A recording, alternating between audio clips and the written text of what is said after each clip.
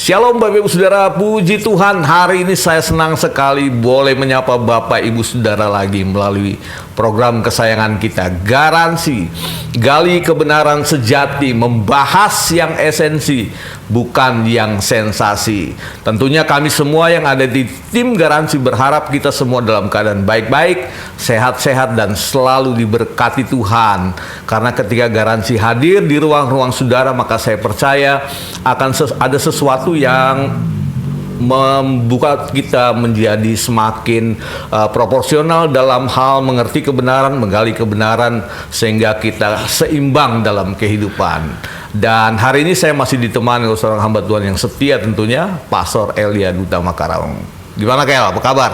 Siap, aman semua. Puji Tuhan. Dipelihara Tuhan. Dipelihara Tuhan. Sehat selalu? Ya, sehat lah. Sehat. Sehat kantong juga ya?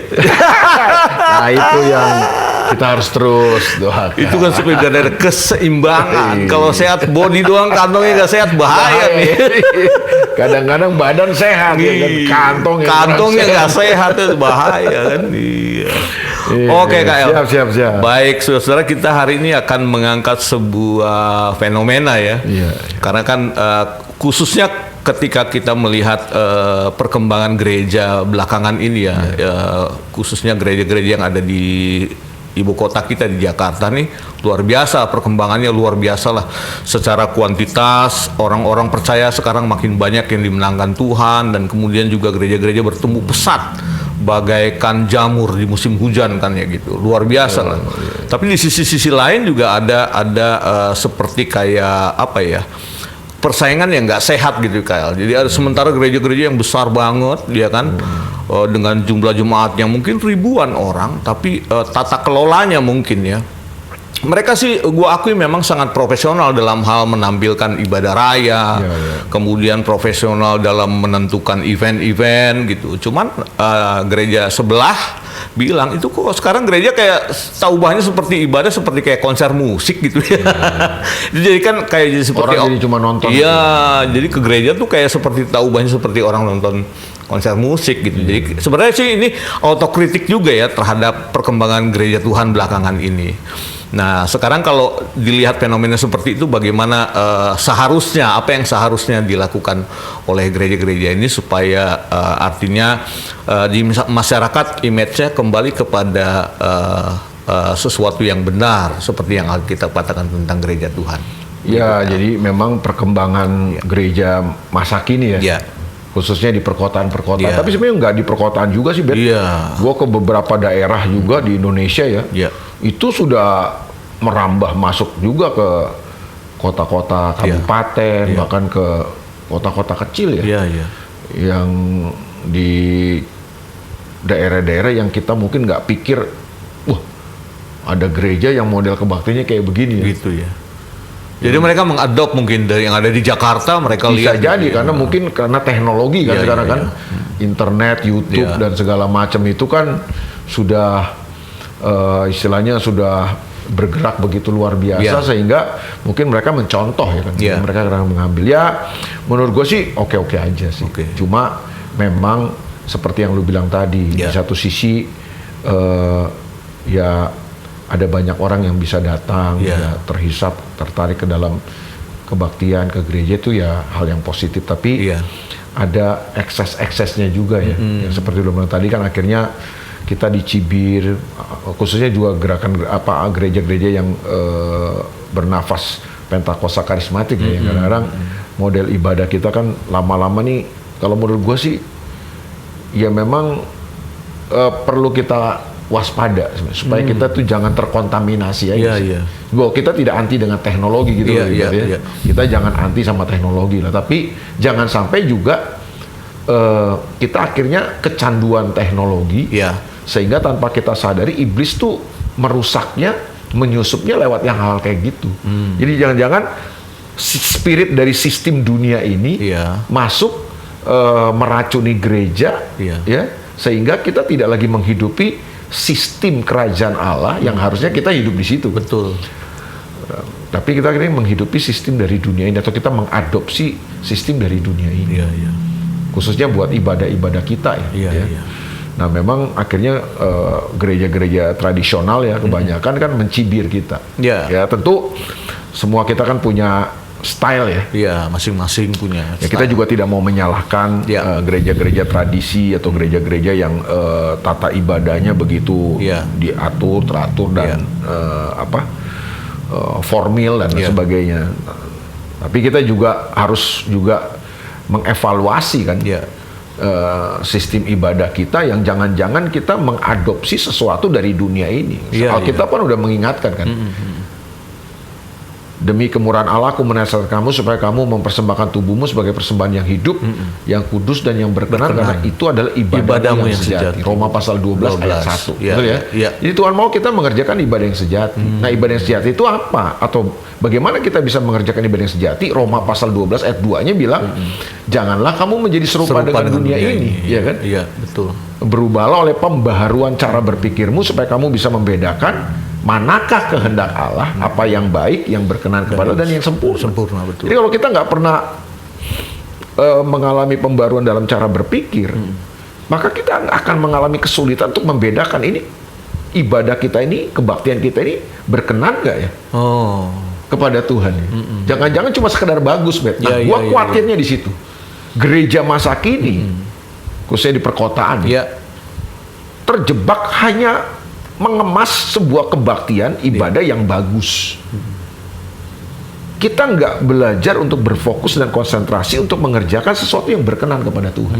Jadi sebenarnya perbedaannya tipis ya antara bagus dan berkenan ya. Nah kita seringkali akhirnya mengidentikan yang menyenangkan hati Tuhan, yang berkenan kepada Tuhan itu yang bagus. Yang bagus. Ini bagus nih kebaktiannya nih.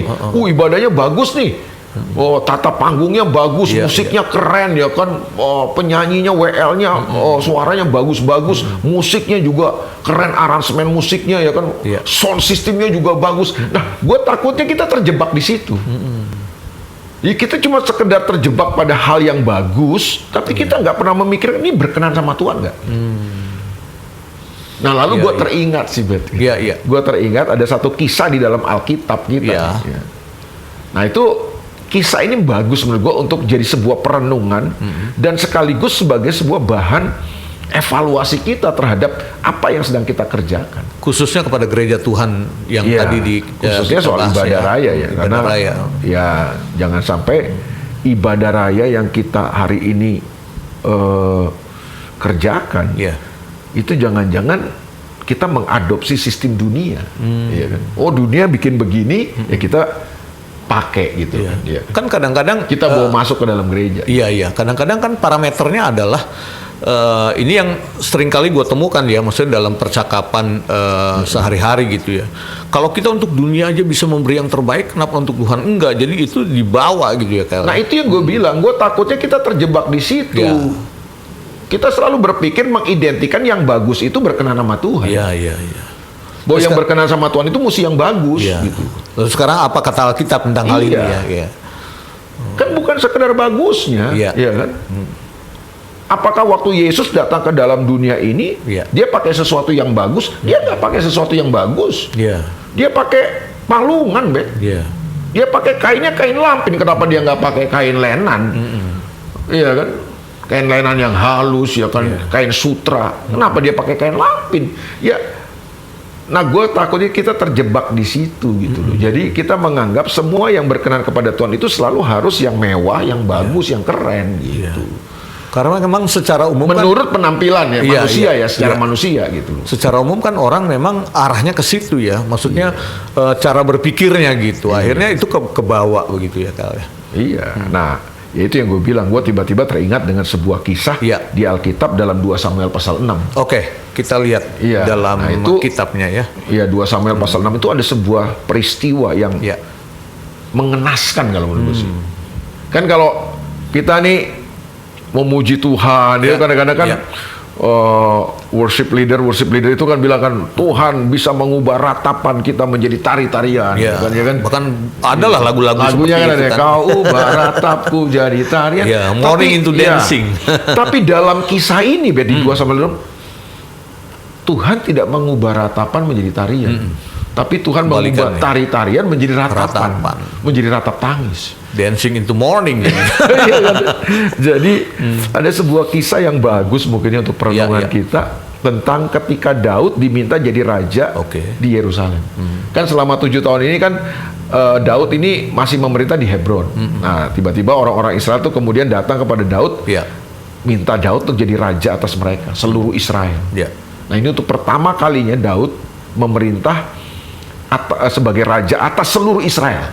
Nah, dia ininya di Israel, di Yerusalem lah, jadi Yeah. Israel jadi ibu kotanya kan. Nah, waktu dia menjadi raja Israel, seluruh Israel itu, apa yang pertama kali Daud ingat ya itu tabut perjanjian Allah. Daud tahu persis ini tabut perjanjian Allah kan bicara tentang kehadiran Tuhan kan. Yeah. Hadirat Tuhan di tengah-tengah umatnya itu melalui barang ini pada zaman itu ya, pada masa perjanjian lama itu kan kehadiran Tuhan, hadirat Tuhan itu disimbolkan dalam tabut perjanjian Allah itu. Makanya ketika Daud jadi raja di seluruh Israel, waktu dia memerintah di Yerusalem, satu yang dia perintahkan adalah bawa kembali tabut perjanjian itu ke Yerusalem, ya kan?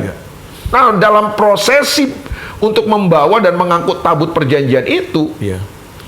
Daud menyiapkan, kalau lu baca ya nanti itu 30.000 orang.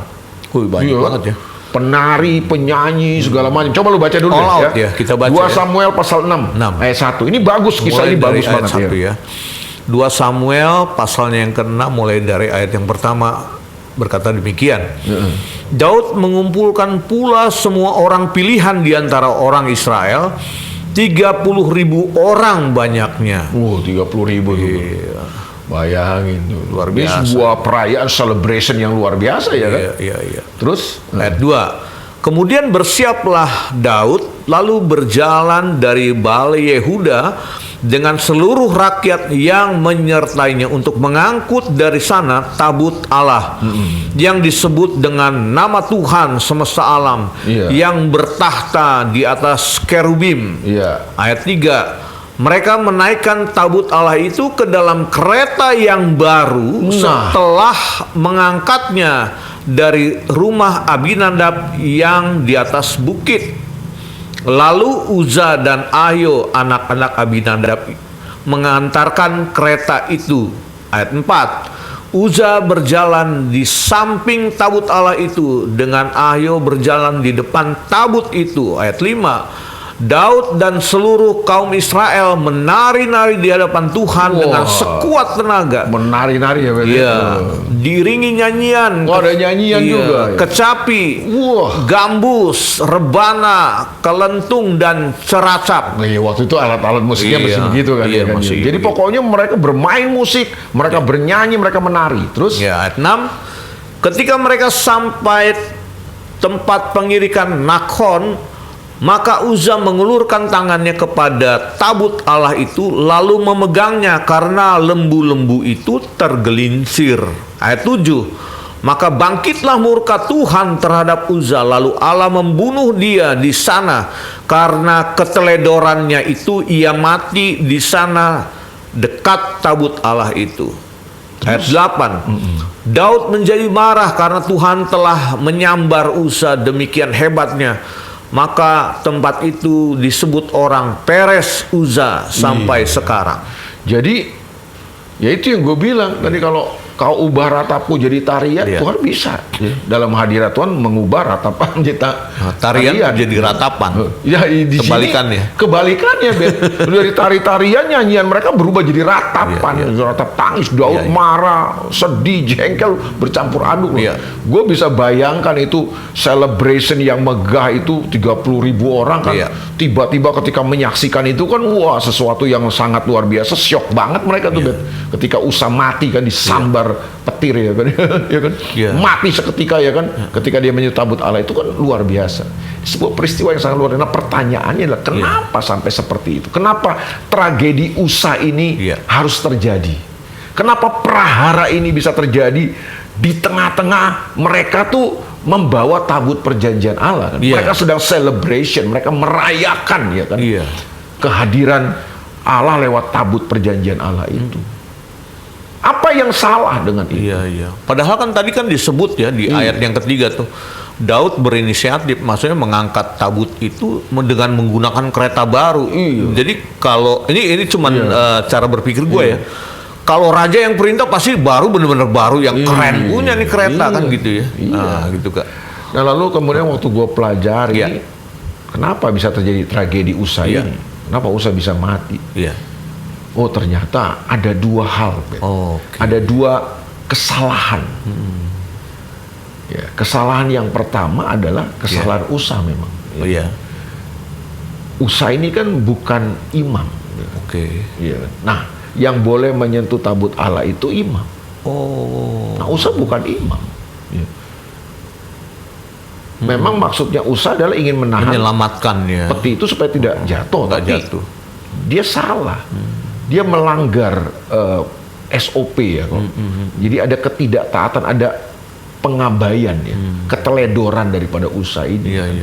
Tapi ya itu kesalahan Usa memang. Tapi menurut gua di situ ada andil Daud juga. Apa andilnya Daud lewat peristiwa yang tragis ini adalah Daud mengangkut tabut perjanjian Allah itu dengan kereta baru. Kenapa harus kereta? Iya kan?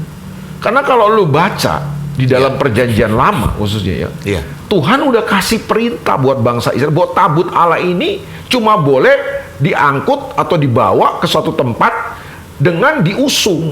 Diusung begitu. Iya, dipikul oleh imam-imam ya. Oleh imam-imam, ya kan? Bukan pakai kereta. Nah, yang pakai kereta itu membawa tabut perjanjian itu orang Filistin. Kalau lu baca pasal-pasal sebelumnya, orang Filistin menggunakan kereta untuk mengangkut tabut perjanjian Allah itu ke tempat mereka. Karena mereka nggak kenal aturan yang begitunya. Mereka kan nggak tahu. Bangsa Filistin tidak mengenal Tuhan, ya kan? Nah, makanya mereka mengangkut tabut itu dengan kereta. Nah, salahnya Daud menurut gue adalah kenapa dia menggunakan cara orang Filistin dipakai untuk mengangkut tabut Allah ini gitu loh kan. Walaupun yang dia bikin adalah kereta yang baru, yang bagus pasti kan. Yang lu bilang tadi kan dia raja pasti bagus dong kereta yang namanya kereta baru, kinclong pasti kan. Keren pasti. Tapi itu bukan kehendak Tuhan. Kehendak Tuhan itu tabut perjanjian itu harus dipikul, Makanya kalau lu baca ayat-ayat setelah itu wah Daud benar-benar langsung evaluasi dan memang ini menurut gua ininya Daud lah, gua harus memberi apresiasi kepada Daud. Daud tuh orang yang peka ya. Dia cepet banget untuk sadar, dia sensitif banget ya dengan kehendak Tuhan Jadi waktu dia melakukan sesuatu dia cepet sadar dan kemudian dia mengevaluasi. Nah, akhirnya dia memperbaiki caranya. Nggak boleh pakai kereta. Makanya setelah itu dia mengangkut tabut perjanjian Allah dari rumah Obed-Edom itu tidak lagi menggunakan kereta, tapi dengan dipikul, ya kan, diusung. Lalu kemudian dia mempersembahkan korban di situ, ya kan. Itu yang seharusnya, itu yang Tuhan suka, itu yang berkenan sama Tuhan, gitu loh. Nah itu yang gue bilang kembali kepada tadi pembahasan kita.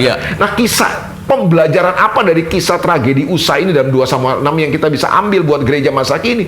Yaitu kita mesti hati-hati itu. Jangan sampai kita cuma mengejar yang bagus, yang keren, tapi kita lupa, kita mengabaikan sesuatu yang menyukakan hati Tuhan. Sesuatu yang berkenan sama Tuhan itu apa sih? Bukan kereta baru. Gue takutnya nih kita pakai kereta baru. Kita sibuk dengan kereta barunya, kita lupa, kita nggak mikir ini berkenan sama Tuhan nggak ya gitu. Apa sih yang Tuhan suka gitu?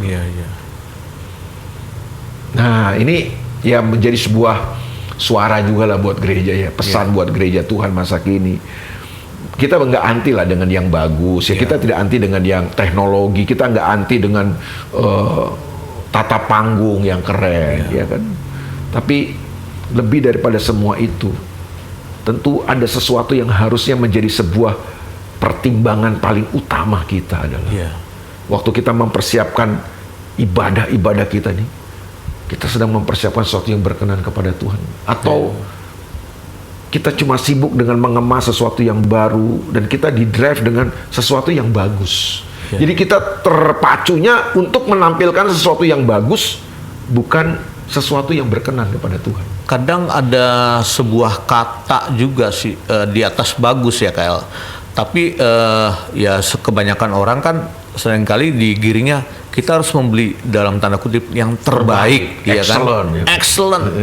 Jadi selalu gue bilang tadi yang dari awal bahwa ukuran yang kalau kita untuk dunia aja, untuk bos aja kita bisa memberi sesuatu yang terbaik, untuk Tuhan harus lebih lagi.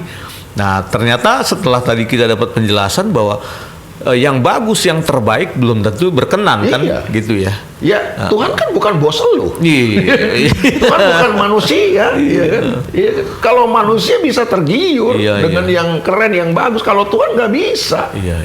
Tuhan nggak, di sorga kurang bagus apa sih? Malaikat kurang bagus apa? Nyanyinya merdu lewat semua suara kita, ya kan?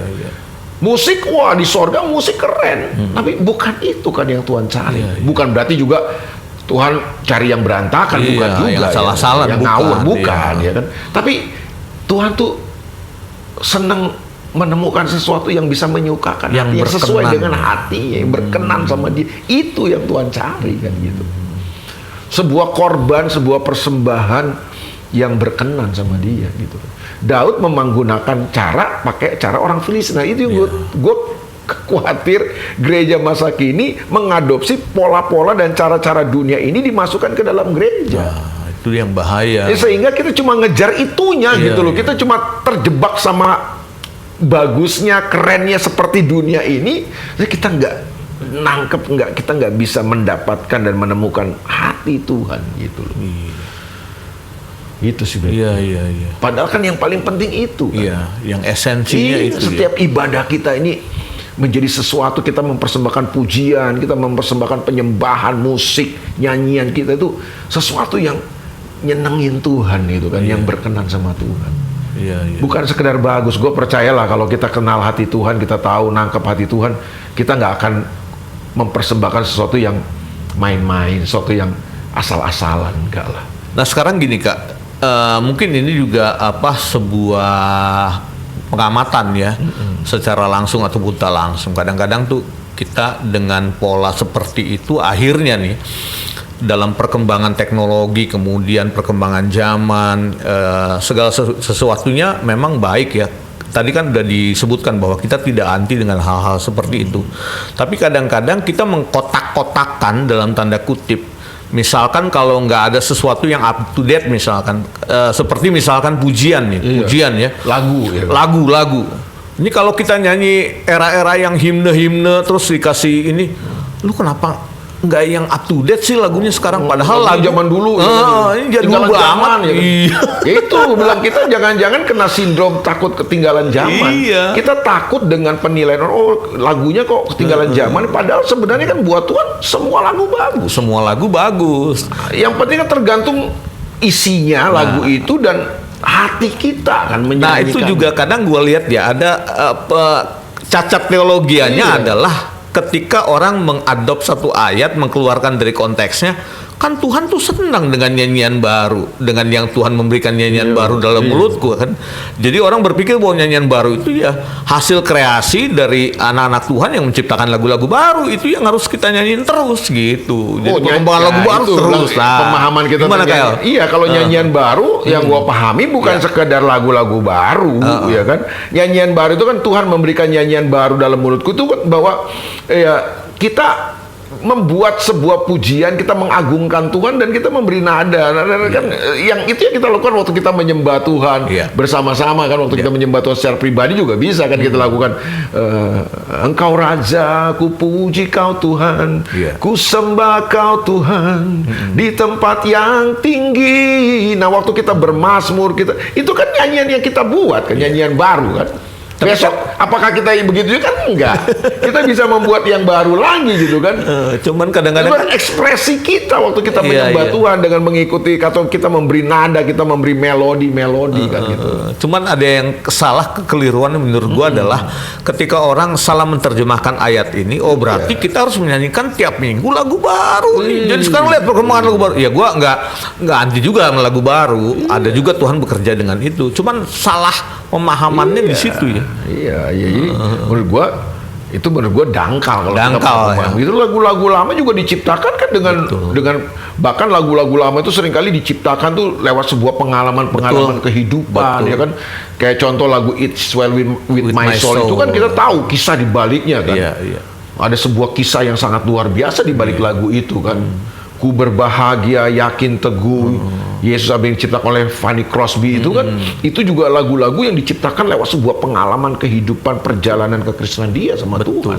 Jadi ada sebuah spirit yang luar biasa. Nah kalau kita nyanyikan dengan spirit yang baru, dengan hati yang baru, itu kan bisa jadi sebuah persembahan yang keren juga sih kalau menurut gua sih. Nggak harus selalu lagu baru kan. Nah, kalau kita, cuma masalahnya itu yang gue bilang, kita ini kadang-kadang masih punya mental feodal, bro. Jadi penyembahan kita tuh sangat dijajah oleh Barat. Ya nggak usah sebut nama gereja-gerejanya lah. Sekarang ini kan kita kan kiblatnya kan ke barat, ke western kan, ke gereja-gereja di barat yang punya worship inilah, ini worship ya kan. Kita ngikutin mereka. Pertanyaannya, siapa yang memutuskan bahwa penyembahannya harus seperti itu yang berkenan kepada Tuhan? Siapa yang memutuskan? Jangan-jangan kita yang memutuskannya, bukan Tuhan. Apakah Tuhan berkenan dengan cara seperti itu? Kan belum tentu gitu kan. Jadi sebenarnya kembali lagi bahwa penyembahan, pujian itu bukan masalah sesuatu yang baru ataupun mungkin yang terbaik gitu, tapi yang berkenan ya Kel. Iya, yang yang kita persembahkan dari sebuah hati yang mau berkorban, sacrifice. Makanya kan di dalam Alkitab dikatakan korban pujian, korban penyembahan kepada Tuhan. Itu kan sesuatu yang kita bawa kepada Tuhan. Jadi intinya adalah begini, kita jangan takut dibilang ketinggalan zaman. Karena yang menilai kita itu bukan manusia, yang menilai kita Tuhan. Dan gue khawatir hari ini bukan Roh Kudus lagi yang mendrive, bukan hati Tuhan lagi yang mendrive, bukan sesuatu yang berkenan kepada Tuhan lagi yang mendrive ibadah-ibadah kita. Rundown acara, ya kan, atas nama acara kita, ibadah kita harus bagus, keren, tertib, lalu kemudian kita atur sehingga kita tidak lagi memberi ruang untuk Roh Kudus bekerja. Sehingga makanya ya dari minggu ke minggu kita seperti kayak mesin yang on off. Jadi hari Minggu dipencet onnya, kita on, nanti satu jam setengah atau 1 jam 15, sekarang dipencet offnya, kita off.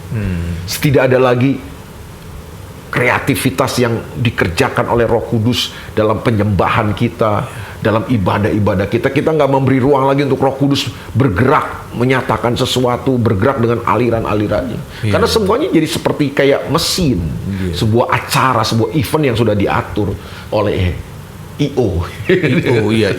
Jadi kayak wedding organizer. Ada I.O.-nya. Sekali lagi kita membatasi terus. Ya kita berdoa lah, kita semoga gereja tidak terjebak lagi ke situ ya. Bahwa tragedi USA ini jadi pembelajaran. Sekalipun itu kereta baru, tapi itu bukan sesuatu yang berkenan sama Tuhan.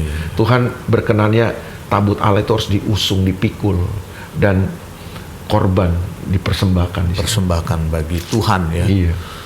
Jadi sejauh yang kita bahas hari ini tentang arah gereja, kemudian yang terjadi di gereja-gereja modern ini, jadi saudara bisa baca lagi tadi kisahnya di 2 Samuel pasal 6 bahwa sekalipun Daud punya kemampuan untuk mengangkut tabut Tuhan dengan kereta baru, ternyata itu sudah menyalahi, dia raja ya. Menyalahi SOP-nya Tuhan tuh ya. Iya, maksudnya bukannya menyalahi, tapi itu bukan sesuatu yang menyenangkan Tuhan, sesuatu yang berkenan sama Tuhan. Itu cara orang Filistin. Cara orang Filistin yang dibawa ke dalam aturan, jadi mengubah tata caranya gitu. Daud mengadopsi cara orang Filistin mengangkut tabut perjanjian. Nah, itu yang gua khawatir, jangan sampai gereja mengadopsi sistem dunia. Harusnya kan gereja mempengaruhi dunia kan gitu ya. Dari dalam persekutuan anak-anak Tuhan, orang percaya punya pengaruh kepada dunia ini gitu ya, baik gaya hidupnya, penyembahannya, semualah pokoknya gitu. Ya, sehingga dalam ibadah-ibadah itu ketika kita membiarkan Roh Kudus yang bekerja, hadirat Tuhan bekerja, ya kan, karena Tuhan disenangkan, kan Dia berkenan, ya kan, itu membuat ibadah kita tuh jadi inspiratif. Jadi orang bisa ketemu dan ngalami Tuhan.